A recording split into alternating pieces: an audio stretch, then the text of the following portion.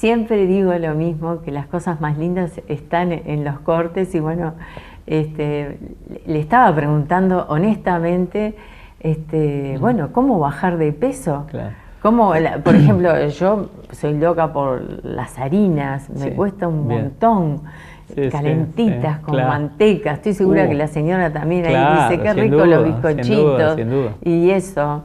¿No? Hay una cosa, sí, hay una cosa que tenemos que entender, porque a veces uno se pregunta por qué es tan difícil bajar de peso, ¿no? En realidad el tema es el siguiente, o sea, el adicto a las sustancias químicas es el cerebro inteligente. Pero el adicto a engordar también es el cerebro inteligente. ¿Por qué? Porque como yo te decía hoy, genéticamente nuestros ancestros eran oportunistas. Entonces encontraban comida, la devoraban, su estómago se expandía porque su función, una gran bolsa, esa comida se transformaba en grasa, la grasa era energía que le permitía sobrevivir hasta que podía volver a comer. Podían pasar 2 días o 2 meses. Entonces, ¿qué pasó? El hombre evolucionó, nuestro cerebro racional también. Entonces, en un lugar de abundancia, como es el hecho de comer todos los días y tener diferentes tipos de comidas, ¿qué hace tu cerebro racional? Lo que hace es hacerte creer que todo lo que engorda es rico. Nunca se preguntaron por qué lo que es rico engorda, por qué lo que engorda es rico. Porque tu cerebro racional te miente, estimulando eléctricamente más. Te miente. Horrible. No puede ser. Es un maldito. Yo voy a ir a tu clínica. No puede ser que te modifica la percepción, te hace creer que las cosas que engordan son ricas. O sea, él es capaz de modificar los sentidos.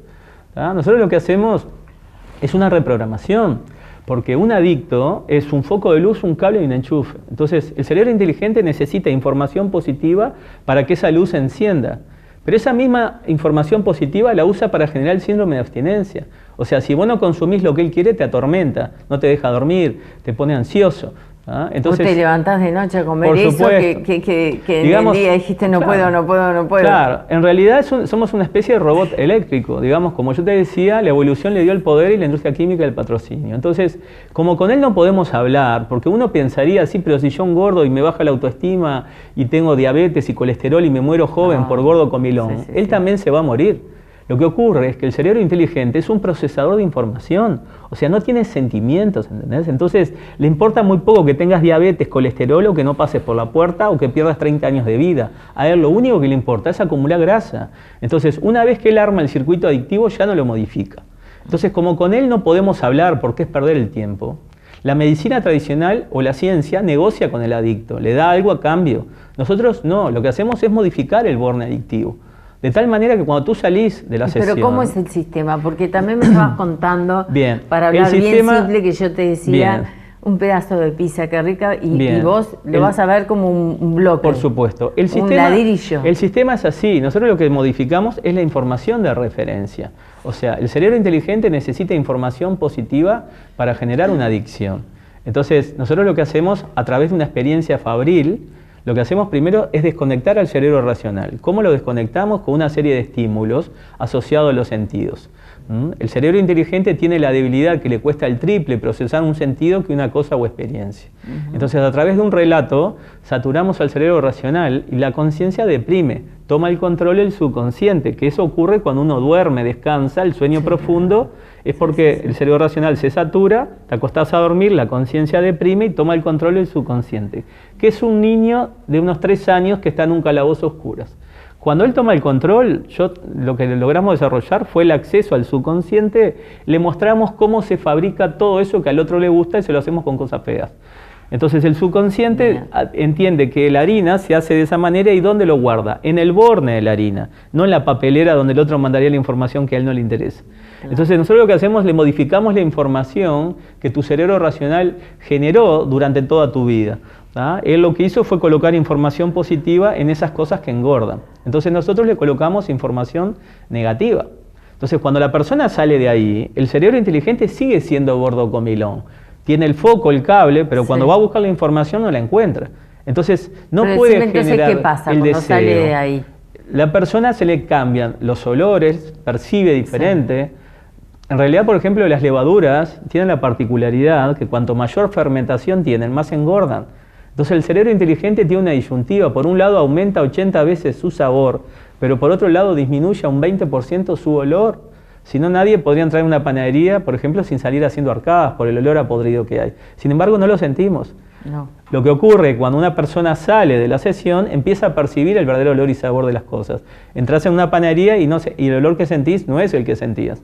Entonces ves las cosas que te morías por consumir y no las deseás. O sea, se genera una neutralidad, básicamente. Ni siquiera entonces pasás por la puerta de la panadería. Y no, o sea, las personas que vienen a la sesión nos cuentan cuando vienen a la segunda sesión, porque para adelgazar son 3, aunque parezca mentira. Para dejar el alcohol y la cocaína y fumar es una. Está buen dato. Ah, ¿esa es una? Esa es una. Y me dicen, ¿por qué?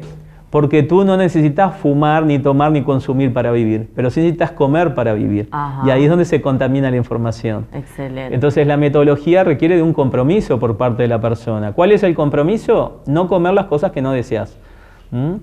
¿Qué ocurre con la metodología? Ves una bolsa de bizcochos calentitos y es como ver una bolsa de piedras calentitas. Entonces, si no las deseas, no las comas. Entonces, como tu cerebro racional sigue gordo comilón y no te puede estimular lo que engorda, él pretende que engordes comiendo manzanas. Entonces, ves una manzana y la ves atractiva. Y si la olés, la sentís exquisita. Y si la probás, te parece fantástica, porque él estimula el sabor. Entonces, es una excelente oportunidad para aprender a generar cambio de hábitos. Entonces, ¿vos adelgazaste una cantidad? Bueno, yo lo que hice, con el método lo que hice fue dejar de comer harinas, ¿tá? ¿Viste lo que hablábamos? Bueno, y bebidas colas, y fritos, y cosas, ¿no? Entonces, básicamente, lógicamente, uno evita comer harina de trigo y evita comer el 90% de las cosas que están en el entorno. Además, nuestro sistema, cuando uno deja de comer harina de trigo, tenés un 40% más de energía. Porque en realidad nuestros ancestros eran celíacos y lo que pasa es que se adaptaron a la harina porque era fácil de producir. Pero nuestro sistema genera un enorme desgaste. Y aparte la harina tiene una proteína que combinada con el gluten genera adicción. O sea, comes un pedazo y necesitas otro. Sí. Entonces nosotros... Eso es verdad, que produce adicción. Claro, lo que recomendamos es que te consideres celíaco. Si comes harinas que sean sin gluten. Sin gluten. Claro. Entonces, también engordan, pero comes mucho menos. Pero comes menos. Y el acceso es mucho más difícil que la harina común. Sí. Y yo te pregunté anteriormente de las adicciones, ¿cuál te parece a ti, con tantos años de profesión, de trabajo, cuál es la más difícil de vencer? Depende, obviamente, de si es hombre o mujer o las edades, pero bueno, en general. La más difícil, la más difícil es el sobrepeso. Es la adicción a la comida, porque tú tenés que seguir comiendo, entonces siempre se está contaminando la información. Tenés que estar reseteando la información a través de un anclaje, que es lo que nosotros generamos, para poder tener control. Pero en el caso del alcohol y la cocaína, los resultados que tenemos son realmente extraordinarios. O sea, estamos hablando de que cada 10 personas que vienen a una sesión, 9 dejan. O sea, ¿y el cannabis también? También, por supuesto. O sea, todas las adicciones. O sea, lo bueno de esto es que no se genera síndrome de abstinencia. Entonces, el alcohólico ve un vaso de whisky y ve un vaso de orina, o sea, no lo desea, ¿entendés? Pierde identidad. Entonces, eso le permite alejarse fácilmente y mantener controlado. En el tema de la comida es difícil porque todos los días tienes que estar comiendo, entonces tienes que comprometerte con la metodología, pero los resultados son extraordinarios. Quedé helada con toda la información. No, y además es muy gratificante porque le cambiás la vida a las personas y le cambiás la vida a la familia. La salud. La salud. La salud primero. La familia y después la economía también, ¿no? Porque la persona empieza a trabajar para ellos y no para la industria química ni para el adicto. Exacto. O sea, y el adicto empieza a trabajar para ellos. O sea, el cerebro racional empieza a cumplir la función que siempre debería haber tenido y no la que de alguna manera terminamos nosotros trabajando para él, ¿no? Por la dependencia química o esa genética, ¿no? Ahora yo te voy a cambiar un poquito de tema sobre tus comienzos, la infancia, porque tengo varias anécdotas que están lindas, no sé cuál me querés contar, las tengo anotadas por acá. ¿Sí te los deberes? Sí, bueno, sí, tengo todo. Por ejemplo, esa que estabas en un campamento, y al final era un cementerio indio. ¿Cómo era? Bueno, esa es muy larga. Hacemos una chiquita porque tenemos esa es larga, 3 pero minutos. Sí, esa larga. O si no, la broma que le hacías a los curas. Que le hacías bromas, ¿no? En la Sagrada Familia. En la Sagrada Familia. Bueno, pero hay de todo, hay muchas sí, anécdotas. La más cortita que quieras me encantaría. Bueno, digo, como psíquico, digamos, a los 14 años, una de las que, de alguna manera, anécdota que me marcó, fue que estábamos haciendo segundo año de liceo y salimos, tuvimos libre una materia y bueno, éramos 3 compañeros que íbamos a almorzar, nos daba tiempo para ir a almorzar en nuestra casa. Y íbamos corriendo con las mochilas y en un momento determinado me paré y los agarré de la mochila. Sí. Y ellos me decían, pero apurate que no llegamos. Le digo, no, paren, ¿pero por qué? Porque algo va a pasar. Cuando termino de decir algo va a pasar, en la esquina un camión que venía cargado de frutas y verduras, se salió, rompió una goma, explotó la goma y se fue sobre una florería que había, rompió todos los ventanales y todo. Y nos quedamos todos asombrados, ¿no? Y, o sea, posiblemente si hubiéramos seguido corriendo estaríamos en esa esquina en ese momento, ¿no? Y eso de alguna manera me marcó y de alguna manera me permitió empezar a darme cuenta y a prestarle atención a ese tipo de prestarle avisos, atención, porque ¿no? también tenías el timbre cuando sonaba antes bueno, claro, en el colegio, claro. El timbre de tu casa, el teléfono. Sí, eso ya sí, todo eso eras claro. chico. Son estímulos de acuerdo a la edad, o sea, cuando sos chico sos el primero en querer atender el teléfono o el timbre, y yo sentía una extensión de los sentidos. Es como que escuchaba el timbre, iba a buscar y estaba. Después, en el liceo me empezaron a pasar esas cosas. Y después, bueno, a los 17 años empecé a aplicar una metodología para tratar de visualizar qué me iban a poner en los exámenes, ¿no? Claro. Y Flavio Fuentes fue el que te inició. Fabio Puentes, sí. Con él conocí lo que es la hipnosis en 1984. Yo tenía 17 años. Claro. Y a partir de ahí empezamos a desarrollar, y a través de él también tuve la posibilidad de empezar a colaborar a nivel policial. Recordemos 1991, fue también a través de él que le pidieron colaboración, él me conocía y me llevó al grupo de trabajo, y después con él también estuvimos trabajando en el caso del asesino serial, Pablo Goncalves. Sí. Colaboramos ahí en 2 casos que al final le terminaron generando a él, digamos, la responsabilidad por sus muertes. Con toda esa vorágine que...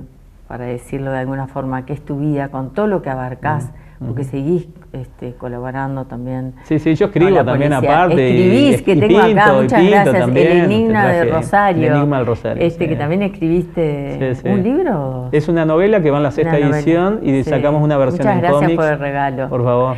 ¿Cómo haces para desconectarte, y ya con esto terminamos, tu día a día con tantas actividades y tanto compromiso, por suerte, con muchísimo éxito, estás viviendo todo esto y gracias a la sociedad, nosotros te estamos agradeciendo. Pero ¿cómo haces, cómo te desconectás? Bueno, yo siempre tuve esa capacidad de meterme en un caso y salirme, ¿no? Que es una forma de no quedar empapado, digamos, y que te termine generando una toxicidad, digamos, ¿no? Bueno, trato de hacer deporte. ¿Pero tenés algún hobby por eso? Bueno, digo, no sé. Ahora no tengo mucho tiempo para escribir, pero tengo una novela empezada, o sea, tengo ahí para empezar a pintar en cualquier momento, claro, salgo a caminar, también. Claro, salgo a caminar, claro. Nada, un poco, entonces, bueno, y después, bueno, también con mis hijos, hacer cosas, y ahora hace poco fuimos de vacaciones con ellos, fuimos al sur de Chile, pasamos precioso. Bueno. Y bueno, los fines de semana también, llevándolos, trayéndolos como todo.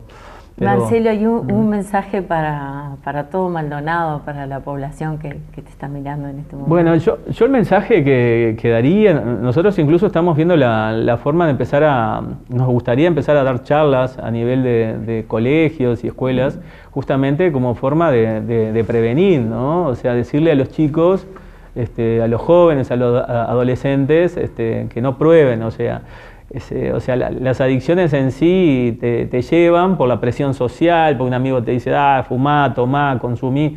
En realidad no necesitamos nada de eso. No, y chao. No. Y todos los que de alguna manera prueban, después tienen que dejar de probar. Sí. Y en definitiva, el problema es ese, que no estén entre ese porcentaje y terminen bloqueando por probar algo, bloqueando la capacidad del subconsciente de generar endorfinas, y eso les genera una dependencia química artificial. O sea, las adicciones no nos llevan a nada, lamentablemente, y no son necesarias para vivir. O sea, uno puede dedicarse al deporte, a desarrollar proyectos, a soñar, comer sano, saludable, a ser feliz, y no Pues necesariamente esas charlas las que dijiste adicciones, serían sí. fundamentales para, Nosotros estamos para tratando, los colegios, primaria. sin duda, nosotros sí. incluso a raíz de los grupos tenemos muchísimas personas que han dejado adicciones y quieren ayudar a otros a no probarlas siquiera. Entonces, la idea justamente de esos grupos es que vayan exadictos y les explique a los jóvenes por qué fue lo que vivieron gracias a esa adicción. Todo lo que perdieron, las experiencias claro. de vida, eso es fundamental. Bueno, y para que los jóvenes de alguna manera puedan prever eso, ¿no? Ojalá que así sea. Un gusto, Marcelo Aquistapache, gracias por el enigma de Rosario, que no lo leí, ahora tengo tiempo. Bueno, ahora, además el cómic es fácil de leer, tiene dibujos, está muy bueno. Con Rolando Salvatore lo hicimos. Bueno, muchísimas gracias. Gracias a ti por la invitación. Que sigas con el éxito y te estamos visitando pronto. ¿Cómo no? Te esperamos acá. Cuando gustes. Gracias. Gracias amigos por acompañarme. Los reencuentro la semana próxima aquí en un programa más de Laura Contigo en Canal 11 de Punta del Este. Cuídense. Gracias.